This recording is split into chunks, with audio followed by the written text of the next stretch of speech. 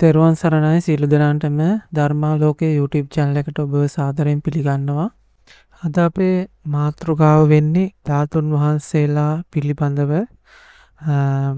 ධාතුන් වහන්සේලා වන්දනා කිරීම ආරම්භ වන්නේ බුදුරජාණන් වහන්සේ ජීවමානව වැඩ ඉන්න කාලෙදී.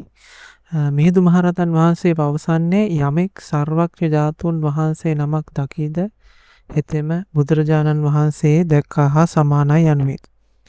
යම් කෙනෙක් සර්වඥ ධාතුන් වහන්සේ නමකට උපස්ථාන කරනවා නම් වන්දනාමාන කරනවා නම් ඒක බුදුරජාණන් වහන්සේ වන්දනාමාන කරා හා සමානයි කියලා තමයි ධර්මයේ දේශනා වෙන්නේ. ඉතින් අද සමාජයේ බොහෝ දෙනෙකුට ඇති ප්‍රශ්නයක් තමයි මේ ධාතුන් වහන්සේලා වඩිනවද නැද්ද යන්න.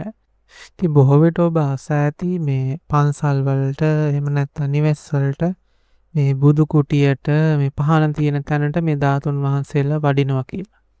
ඉතින් ඇත්තටම මේ ධර්මානුකූල යහපත් ජීවිතයක් ගත කරන පිරිත් ආදී සත්‍යයනා කරන උදේ හවස තුන් වේලම බුද්ධ පූජාව තියෙන යහපත් මිනිස්සුන්ට දෙවියෝ ඇත්තටම ප්‍රිය වෙනවා.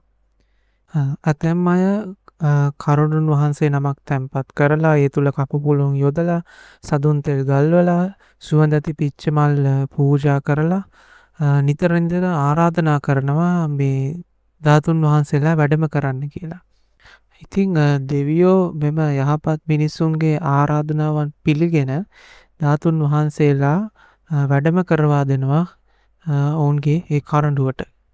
එහෙමත් නැත්නම් ඔවුන් වදින පුදන ඒ බුදු කුටිය තුලට මෙම ධාතුන් වහන්සේලා වැඩම කරවනවා.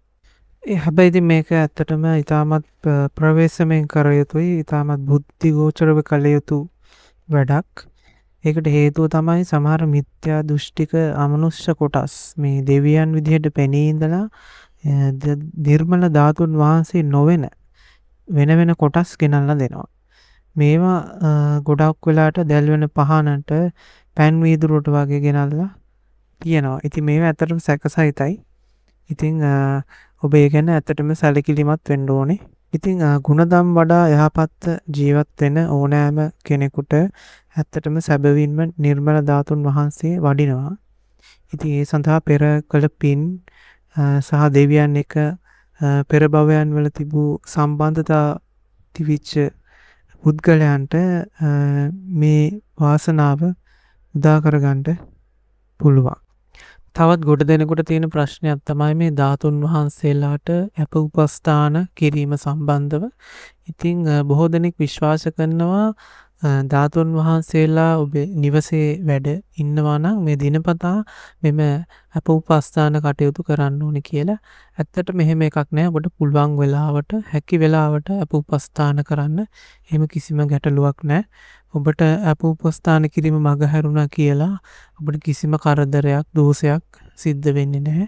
තවත් මේ වගේ වීඩියෝ නරඹන්න අපිව subscribe කරලා තියාගන්න කියලා කාරුණික ඉල්ලීමක් කරමින් අදට අපි මෙම වීඩියෝ මෙතනින් අවසන් කරනවා.